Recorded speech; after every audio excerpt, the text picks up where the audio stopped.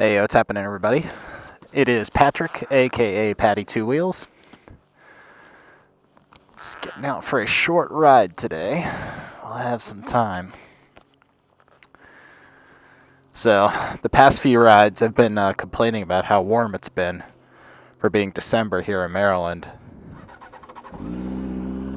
And today I have received my comeuppance. It is just over 40 degrees outside, so it is chilly.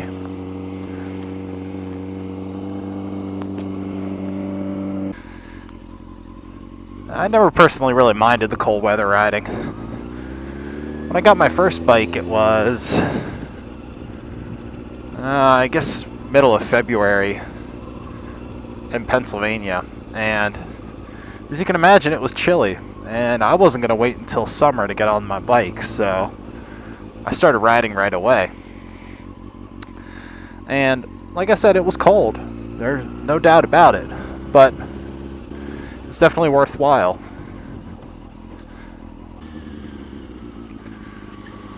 Alright, so what I'm doing today, I'm just doing essentially a giant loop. Because I don't have the time for a nice long ride.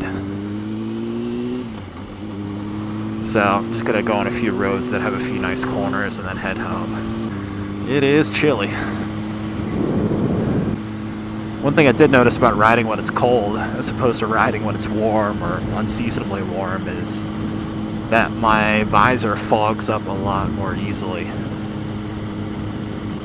think that's more to do with the temperature difference and the condensation than, the helmet's ability to wick air away and the visor's fog resistance.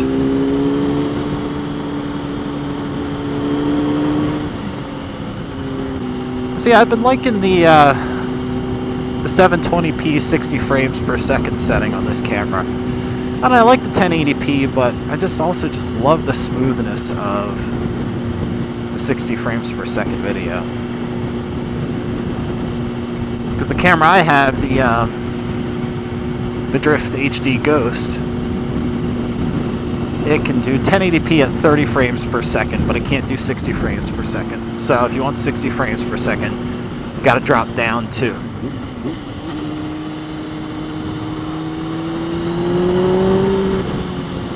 gotta drop down to 720p, which, whoa, good gravel there, which I don't mind too awfully, I still think this camera was tremendous value for money. I'm gonna go ahead and link to it in the description, in case you guys want to check it out. It's still a great price because it's technically previous year's model, but I'm hoping one of these days that, I can make enough money off my videos that I can actually upgrade my gear. I get a Hero or the latest Drift or something. But, yeah, if I can't, I'm sure the resolution and the quality that I have now is going to be just fine for my YouTube videos. It's not really about making money to me. I just want to make stuff that people like watching, Just want to produce good content.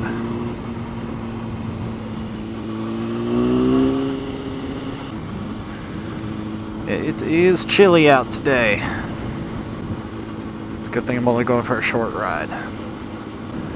Still, it's nice to get out, There's this other guy that lives in the condominium complex that I live in, and I think he's got like a Harley or something. I'm not sure what kind it is. It's like a cruiser type bike. And I thought I noticed this last year, and I definitely kept an eye out for it this year, but he pays a company to come and take his bike when it's winter and to sort of garage it, or keep it, I suppose. Which, different strokes for different folks. I can understand not wanting your bike to be outside all winter. I don't know, I just could not deal with not being able to ride all winter. It's just, I might not go on like 2 or 3 hour long rides, but I can still at least hop on and go for a short one if I want. Plus, if you're not going to be riding in the winter, that's something you guys really have to watch out for. If you let your bike sit for a few months, that's when people start having a lot of problems with them. In addition to flat spots on the tires, you also got to watch out for fuel going bad. Shake my head every time I drive by that house. Yeah, there's just lots of issues with winterizing your bike. So there are guides out there. Definitely recommend checking them out if you think you're going to be winterizing your bike or not riding for a while. I'm definitely going to be getting out at least once a week this winter. Even at the coldest times when I had my previous bike, I still got out for short rides. Like I said, they weren't always, you know, spectacularly long rides, but they were definitely enjoyable. Just something about being on two wheels, man. Woo! Just something about that. That acceleration. Don't quite get that in your normal drive around.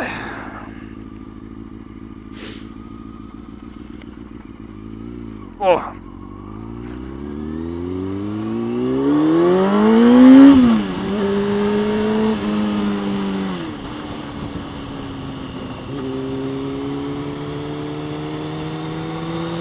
Woo.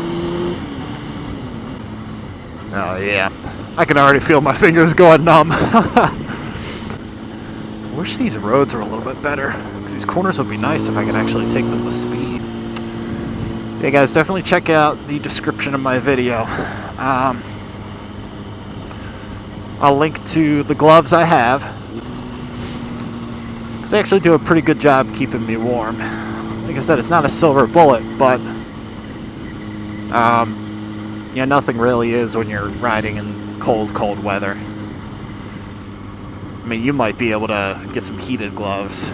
And I actually might look into that because the previous owner put a 12 volt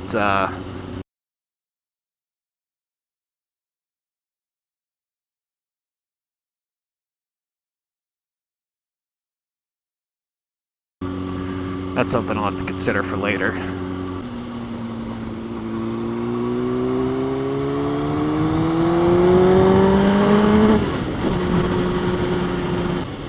Oh, these roads are the worst. That's one thing I just don't know, is how quickly can I go over bumps and corners? Yeah, I'm always hesitant to take corners with bumps at any speed whatsoever. Just because, you know. I'd rather be safe than sorry. But, you know, in races like the Isle of Man, people definitely ride over streets and take corners with bumps with a lot of speed. So, I imagine it could be done. I just don't know how safely. That's on the wild. You guys should check out if you've never checked it out before. The Isle of Man TT. It's basically a motorcycle race, or a series of motorcycle races around an island off the coast of the UK. It's called the Isle of Man. Basically, there are no speed limits, and every year or so, a bunch of teams get together and race around this little island. It's pretty neat because they use modified 600s and 1000cc like production bikes, which I think is pretty cool because it's, you know, it's not exactly what we're running because some of these setups are pretty modified, but it's at least the same bikes underneath, you know? That's something I find pretty cool. But yeah, that's it's a really dangerous race, because as you can imagine, riding through these tiny streets in the middle of villages at high speeds, you know, it can get pretty dangerous. Since it's a road, it's not exactly... What the fuck are these people doing? But yeah, it's definitely a really neat race. I don't know where you can watch it. I usually just download it illegally.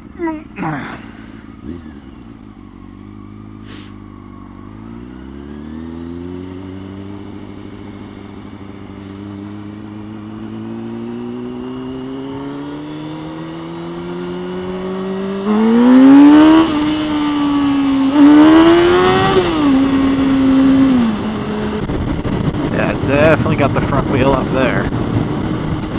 My bit of hooliganry for the day.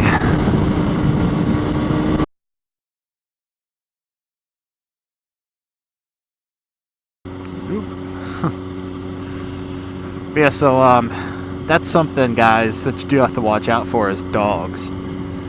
So when I was taking my motorcycle learner's permit test, and when I was taking the Motorcycle Safety Foundation's basic rider course, they said that if a dog ever comes running at you, don't kick at them. Don't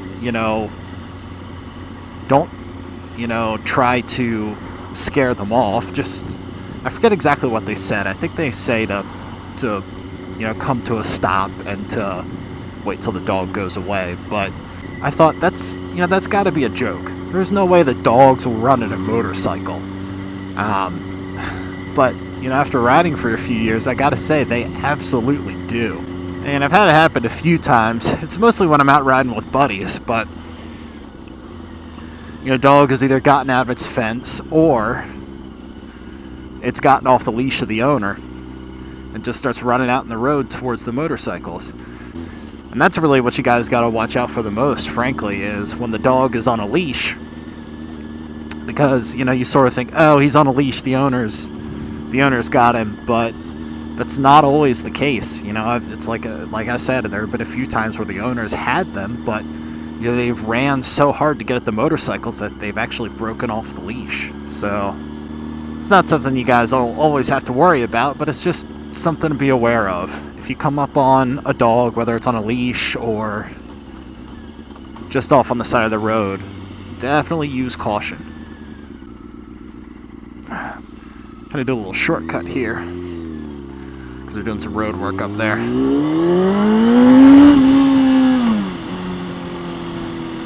I think I feel my clutch slipping. God, I hope that's not true.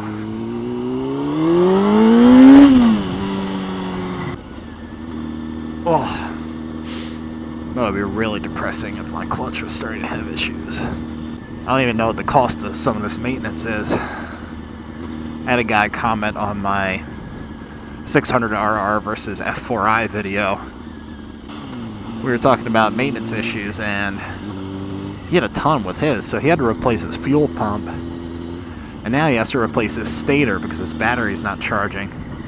Every time he goes out for a ride, it's dead, or, it cuts out on him halfway through the ride, so.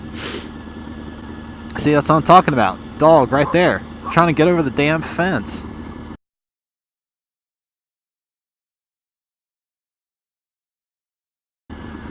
But,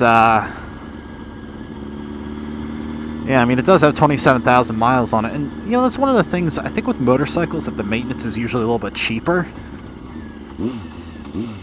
Because you don't have to dig through a whole bunch of stuff to get to the parts. It's all basically right there. I do know that the shop that I'm going to take this to wants... they want $150 an hour for labor, which I suppose isn't terrible if they do a good job. But yeah, I just hope that there's nothing wrong with this baby. Well, yeah, that's all I got for today. Thanks for watching, guys. Until next time, I'll catch you guys later.